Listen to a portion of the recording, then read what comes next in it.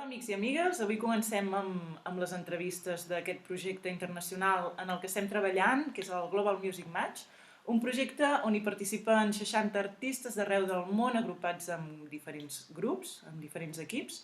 Nosaltres formem part del número 7, el Team 7, juntament amb 5 artistes més, i avui us presentem els primers. Ells són els Good Habits, un duo de cello, acordió i veu, i són del Regne Unit. I ens preguntem en quin tipus d'ambients feu el vostre concert, si són més aviat en un espai doncs, amb la gent asseguda, escoltant, o si ballen, i també en quin d'aquests ambients us agrada més tocar, en quin us sentiu més còmodes. Quite a mix of things. A lot of folk venues in the UK are often sat down in folk clubs, which is quite a traditional thing, which is fine. So we play a lot of those, but actually we love playing for dancing crowds. So we've done loads of busking and playing at festivals where it's all kind of the idea for dance music and to get people moving things. So the best is when people are up and moving and dancing. It is hard with only two musicians to try and keep creating energy for people to dance, even though it's fun. And I think sometimes we like to play in places where it's quite a relaxed crowd, so people can sit down or they can get up if they want to. But yeah, sometimes it is hard to keep lots of energy with only two musicians, but it's nice to do both. It's nice to play, and then it's also nice to play concerts to people sitting down where we sort of do a big mixture of whether we have upbeat songs or whether we have songs that tell more of a story or songs that are much more gentle and calm. A big mixture.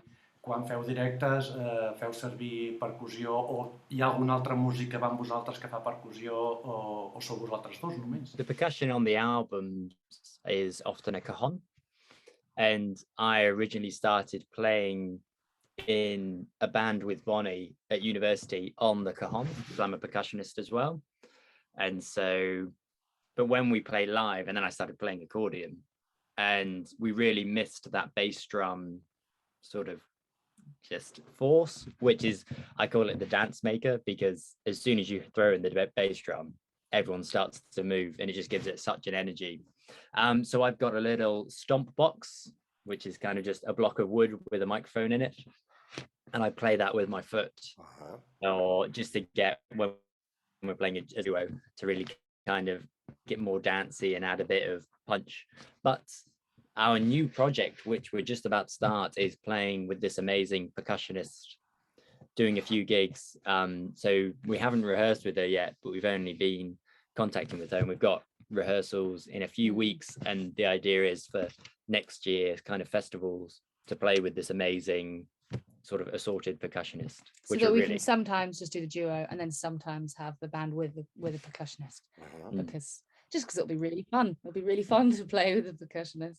Yeah. The funny thing is about Pete's stomp box he uses, it's literally just a block of wood, and he's used that for ages. So you have to alter the sound on the PA desk. And when we were traveling in New Zealand, because it's literally just wood, so often you can get kind of a sound when he wanted the bass. He found out that it sounds a lot better if you wear flip-flop sandals. Every gig, flip-flop. Even in winter, wearing flip-flops to get the... Ara imaginem-nos que anem amb una màquina del temps i que podeu triar a on voleu anar. On voldríeu anar i per què? Maybe I'd go to... I love the band Queen, and so maybe like Live Aid at Wembley, something like that would be great, I think. And my dad actually had tickets to go to Live Aid at the famous Queen concert, and then he didn't go because he had work. And I'm just in my mind, I think, he could have been. Yeah, I mean, that would have been a great concert to be at. I'd like to be able to go and see, I don't know. There's too many.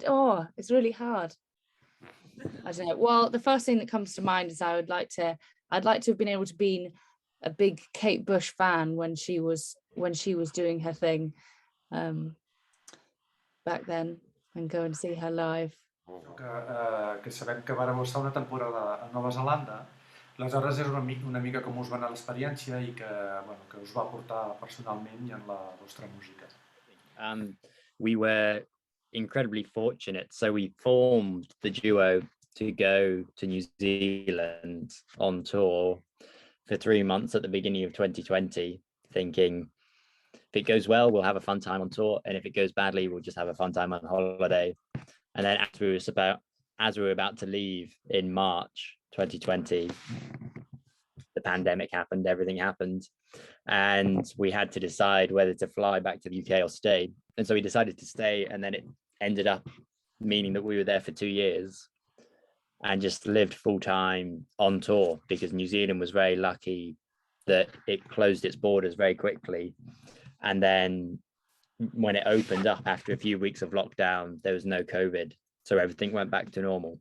So we were really fortunate, because it meant that we then just toured for about 16 months full time, just in the van around New Zealand.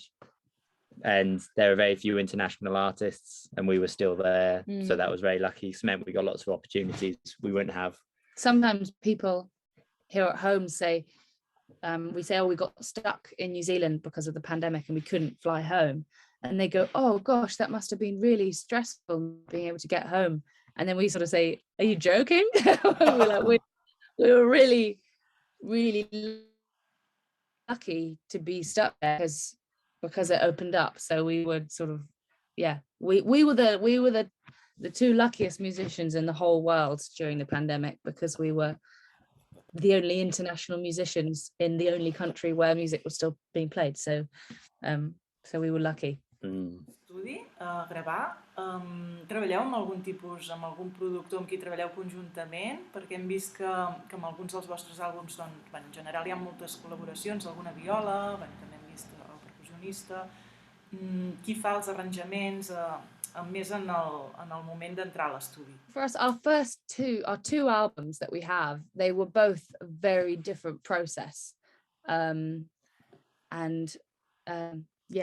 our debut album, called Going for Broke, that was one where we featured in lots of collaborations, and that was in lockdown. So we were working with our friend who was the producer, and then we would create all the we would create some of the arrangements, and then ask our friends who performed on the album.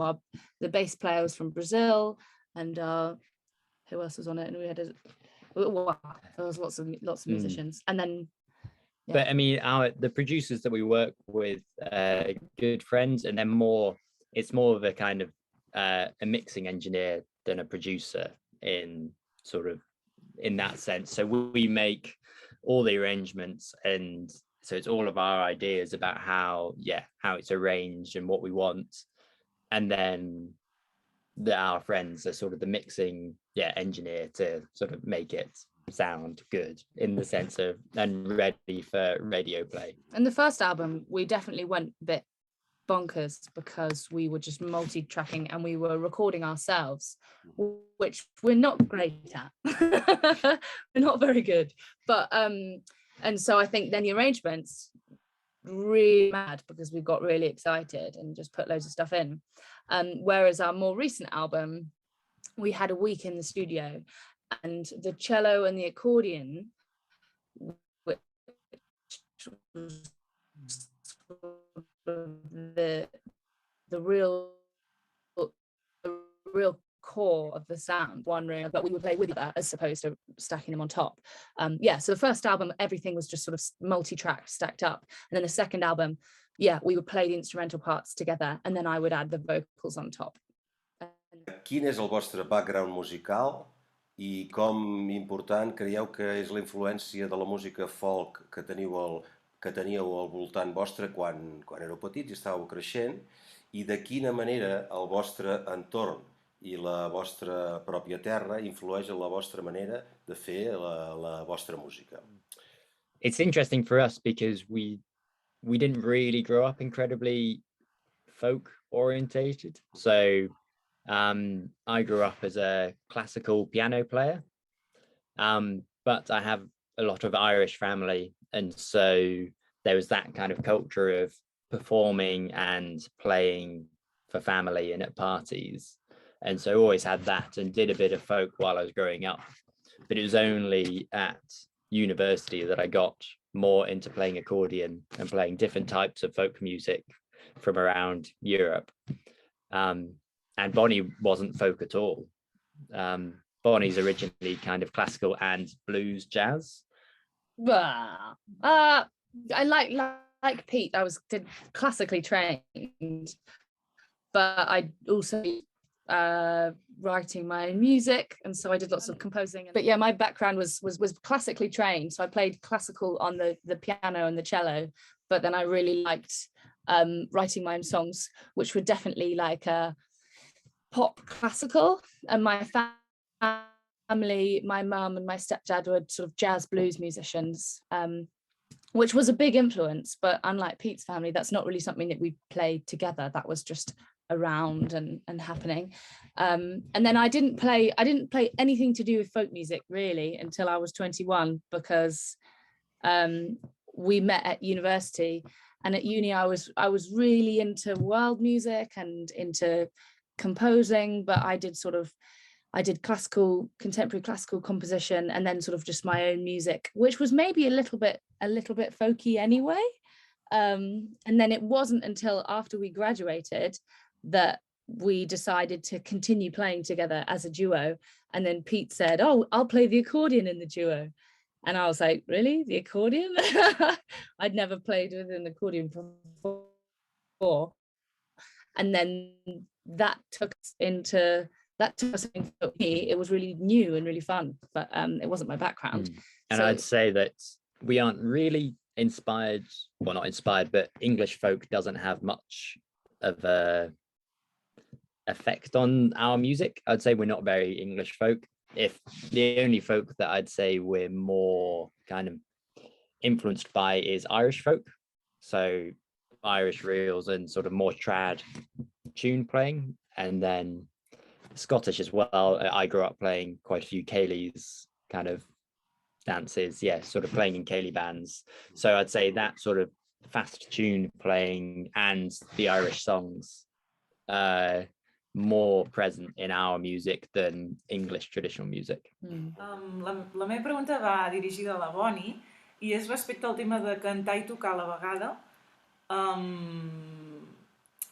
A veure si ens pot donar alguna idea de com treballar-ho a casa per les persones que ho estan començant a fer o que ho volen aprendre. Do you have any exercises? Pete laughed, and I think that means I don't have any routine. But when I sort of started playing and singing together, which was before I went to university, so when I was sort of 16, what was really useful was playing scales and then sing in thirds. When you start the scale on the cello and then on the third degree start the root, sing it vocally, or in sixths, or things like that, and then also just sort of singing the same melody, and so just starting to sort of just sing and play in unison, just to sort of I think when I'm writing and when I'm playing, I'm usually I sort of go between what I'm thinking, and I find that the singing can happen quite naturally. So I think sometimes I meet singer cellists and they don't have to think about what they're doing on the cello, but they really think about what they're doing when they're singing. It's like thinking about where their main expression comes from. But I find that I don't think at all about what I'm doing vocally. I just sort of I concentrate on the cello, and then I think it changes all the time. I'm always, when I'm writing, I'm trying to try something new about the relationship of how the cello and the voice works together. So I'm often trying to write something where the cello line and the vocal line will complement each other, because I think they're the cello is the most voice-like thing out of the ensemble, because the cello feels like a voice as well as to like the violin. Hi ha molta interacció, es nota que quan toqueu les cançons hi ha moltíssima interacció entre vosaltres dos. La meva curiositat és, en dos, qui composa, on surten els temes que feu, com surten i quina manera composeu els temes i qui és que fa què bueno, una miqueta com surten els temes, qui és el que composa. Sometimes we wish that we could do it together, and because usually one of us will write sort of the core idea. Usually a song or tune will come from one of us, and then we'll bring it together, and then the other person will add more. It's very rare that I don't think we've ever written something and we've completely written it together from the beginning. Usually, like if I'm writing a song, sometimes I like to really hold on to it until I've got more of an idea to then share together. Or sometimes we'll have just a little idea and then we'll share it with the other one, and then it will sort of pass back and forth, and the other person might sort of be messing around with it for a while. But yeah, usually a song will come from one of us and it will be one of ours songs, and then we just arrange it together. And I think you can tell whose songs are whose because of the way that we write for the other instrument or what we want the instrument to do. So I'll ask Bonnie to sing really weird stuff because I'm not a singer. When he writes vocal melodies on the accordion, he obviously is playing with a sort of right-hand piano accordion, and he does all these really agile, jumpy melodies. I'm like, oh my gosh, I've got to try and sing that, which is always fun. It's always a fun challenge to write something for another person's instrument when you don't know the limitations, so you just write whatever you want. I think sometimes when you write for your own instrument, you do things that are more comfortable to you. And I have some cello, and there are some things Pete will write for me to play that I would never think of. Doncs moltes gràcies per aquesta entrevista, ha sigut molt agradable conversar amb vosaltres. Ens desitgem molta sort a la vostra gira de tardor. Thank you very much. Thank you for talking to us. It's been lovely.